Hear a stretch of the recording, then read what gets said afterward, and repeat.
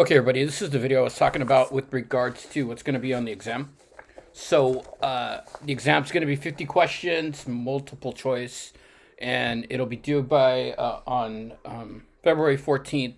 I put in the announcement that if I'd prefer you all take it during class time, but if not, if something came up or something is not working out, then just let me know and we can go from there. I prefer you to take it during that time, but if you can't, go ahead and just have it submitted by the end of the day on the 14th. Okay, so the things that you're going to want to look for on this exam are talking about those ballot propositions of direct democracy. Know the number of signatures that you need. Know the deadlines. Know how many signatures you need for an initiative that starts a law. Know how many signatures you need in order to get a constitutional amendment in California passed. So just kind of know those things. Know what elite theory is. We've been talking about that. What are some of the characteristics? And remember, elite theory focuses on the persons that are passive, apathetic, and ill-informed. And they tend to kind of detach themselves from politics, and the elites are now the ones that are few, and they have power, and their values are going to get put upon us. All right. Know what John Locke said: how we were entitled to life, liberty, and property. Know what democracy is and how we define democracy. Remember, democracy is normally, a concept where we have government by the people, for the people, kind of in that classic Abraham Lincoln speech. Know about pluralism. And remember, pluralism involves a lot of collective bargaining, right? And, groups getting together and talking about issues and, kind of advocate for whatever interests they're advocating. Whether it be some type of public policy or law or whatever. And remember, I always kind of, put an analogy to Black Panther in that scene where the king is talking to the different tribes. And that's a good example of pluralism. Know who was able to vote during colonial times: white men with property, slaves, women were kept out.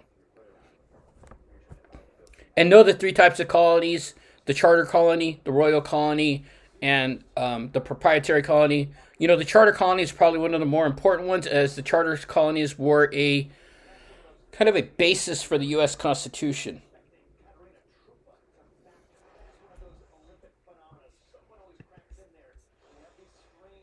Know who Edmund Burke was and how Edmund Burke classified kind of the way that the crown was treating the colonies was kind of a lack of oversight, and they called it like a healthy neglect, a salutary neglect, and how they kind of turned a blind eye or didn't really pay attention to the colonies until they needed to fund money for a war. Know what the social contract is: we give up some rights, in return the government will protect us. Know some of the things that happened that upset the colonies, like the Stamp Act, the Tea Act, and how kind of Great Britain was trying to generate revenue in order to pay off the debts that they got from the French and Indian War.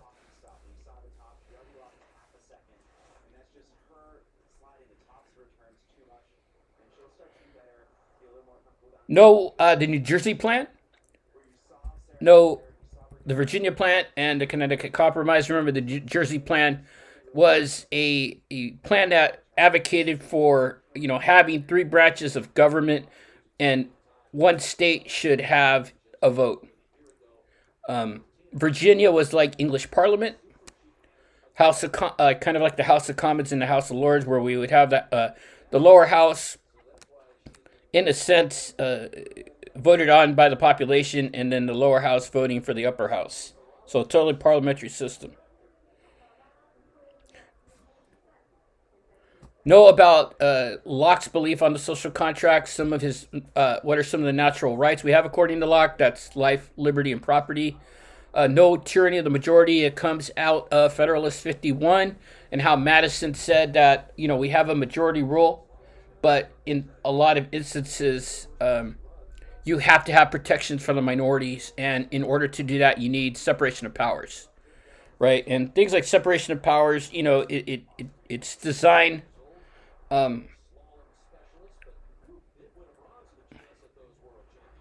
Separation of powers is kind of designed in order to make it easier to keep things the way they are, right? Is this trying to kind of capture that thought?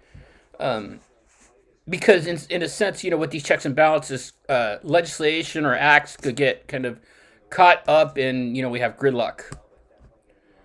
No, the problems with the Articles of Confederation, that they were weak. No state governor. I mean, the state governors were weak. No executive or judiciary branch. No legislative or judiciary branch. So, and a lot of it too was the articles prevented the United States economy from developing because states were really the ones that were generating revenue off of trade. And know that the Constitution addressed slavery. The Three-Fifths Compromise, no slave trade before no ending the slave trade before 1808, and also the return of escaped slaves. No Shays Rebellion, how a bunch of debtors got out and wanted to, in a sense, rebel against the government because they couldn't afford to pay back their debt and they were threatened to be put in jail or prison. Scared the framers, scared the forefathers, and instead of revising the Articles of Confederation, they totally wrote a whole new constitution. Know that the Bill of Rights was put into place to protect us from the government, and that's a very important thing. Okay, no separation of powers. The checks and balance system is here to make, majority rule impossible at times because you have so many kind of competing interests and in a sense, it's kind of a way that people might put in obstacles. And also, one interesting thing to look at separation of powers is, you can have majority rule, but you can't adversely affect the rights of the minority. So it's kind of I think that's one of the benefits of the separation of powers, but it does create a lot of gridlock. It does create a lot of stalemates in legislation. Know what Marbury versus Madison was. Basically, what Marbury versus Madison is a Supreme Court decision where the Supreme Court gave themselves the ability to declare whether or not a law is unconstitutional or not. And I think that's the greatest power that a government could have. Know the checks on the executive branch. The president can order an executive order, can issue an executive order, and in turn, that could be checked by the judicial branch. You could determine the constitutionality of that. One of the examples is when Trump, actually, let's go back and talk about World War II. In 1942, right after the Japanese bombed Pearl Harbor, and we had the internment of Japanese Americans in the United States. There was it was an executive order by FDR to put Japanese Americans in camps,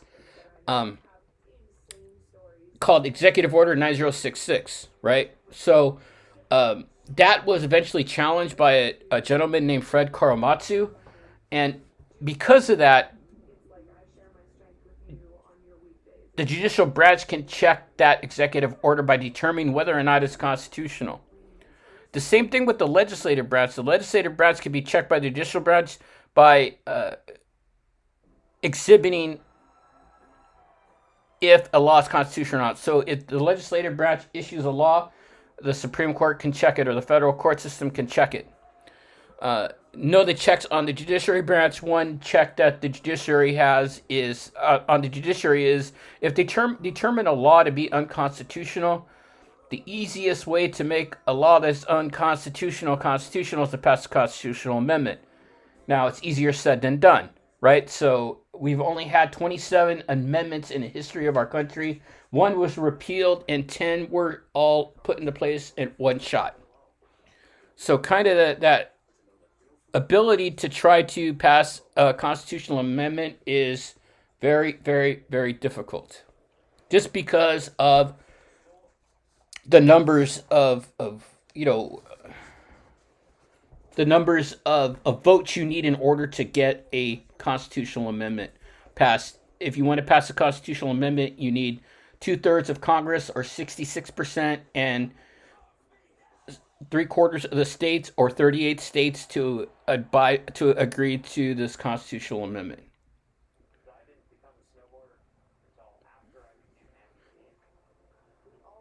And a lot of these issues, or a lot of these actions that were put in the Constitution, it limits the power of the government, because the founders viewed government as a threat to our freedom. And, it's kind of something that we see all the time.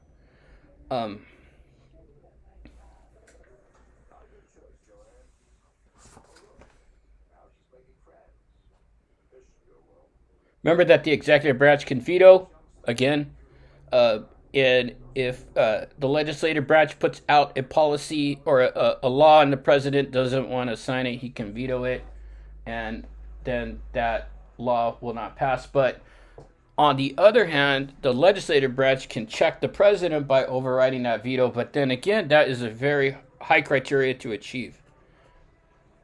And remember, in amending the Constitution, Congress and states have the responsibility for amending the Constitution and to keep our democracy. As masses, are vulnerable to, intolerance, racial hatred, anti-intellectualism, class antagonism, and all that stuff. Just remember that we're always, kind of, as the masses, a little bit subject to that, and it may happen. We've seen instances where, a person may be rational, but a group of people are irrational. I think probably the best way to put it.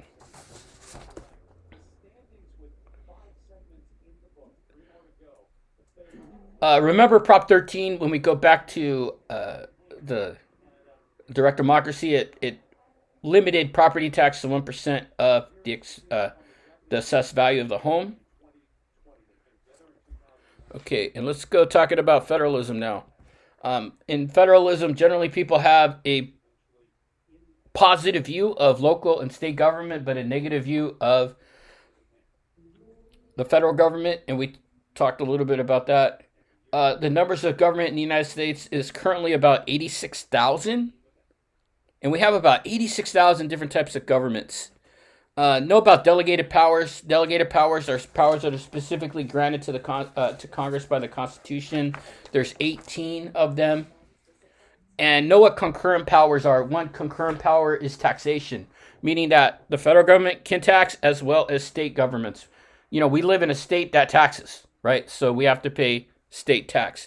Nevada, Texas, Florida, I think those are all states that don't have a state tax to them. As part of that, know what the powers that the state has. Remember, by the 10th Amendment, the states can create their own law as long as it doesn't conflict with actions of Congress or infringe on those delegated powers that we talked about. One thing is the state wouldn't be to coin money, right? That's just the federal government. So just remember those. Know what states' special district and local duties are. For example, the state is responsible for, conducting elections, running social welfare programs, and in some instances, they pass some of those duties on to local offices as well as special districts, like maybe a water district or a public utilities commission or something like that. Know what the necessary and proper clause is, and U.S. versus Comstock. U.S. versus Comstock was a situation where a guy got out of prison. He was still considered to be a danger to society, and in a sense, they civilly commit him because they didn't think he could refrain from acting on his desires or whatever you want to call it, the sick thing he was doing. Um, Remember that was able to be fit into the necessary and proper clause. It was remember it was part of the delegated powers of the Constitution. Is gives the government the ability to make decisions about criminal justice. So in a sense, they were able to fit the Comstock law into the necessary and proper clause.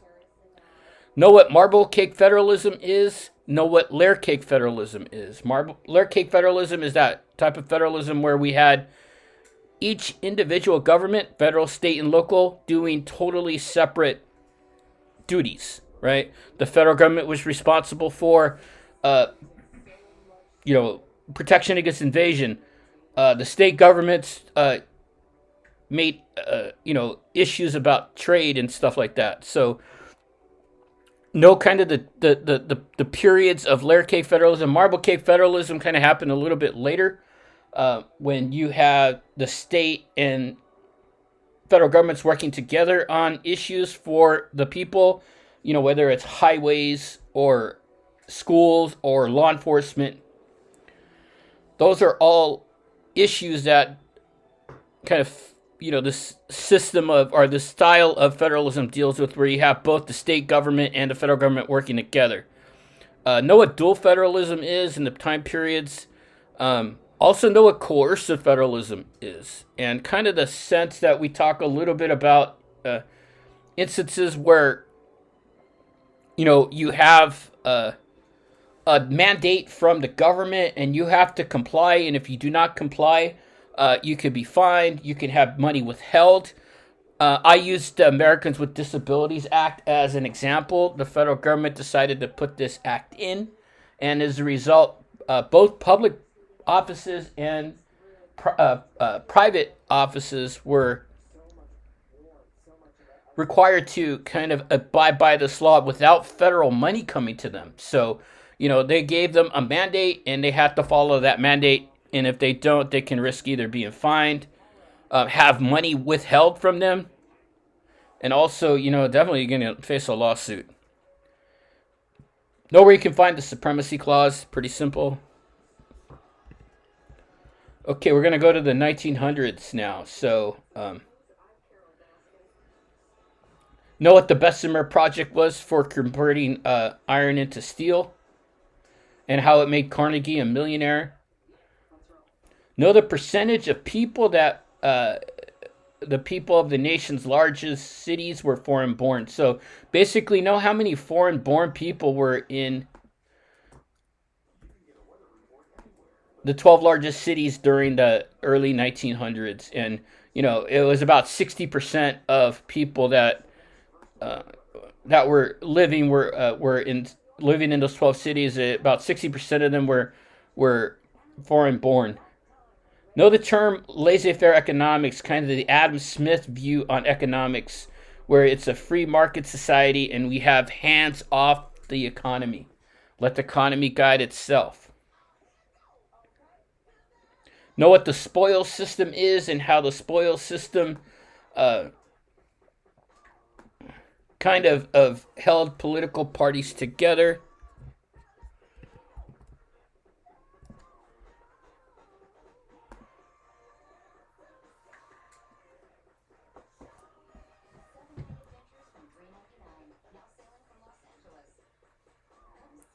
Again, know what Shays Rebellion is, know the checks, know the Supremacy Clause. Know what grants are, both block grants and categorical grants, and grants in aid. Know that definition, grants in aid. That's what I want you to know. Know what a federal mandate is. Like I talked about, the Americans with Disability Act is one of those. Know Shays Rebellion again, really trying to get that over to you. And that's generally about it. So, like I said, this exam will have 50 questions, multiple choice, a handful of true false. So not anything too crazy. You'll have 110 minutes to commit it to complete it, and then we'll go from there. We're gonna start talking about the progressive era in the United States after this, and then we're gonna really start getting to the meat of political science and some of the things that exist in the world of political science and the institutions of government that we have. Okay, if you have any questions, let me know.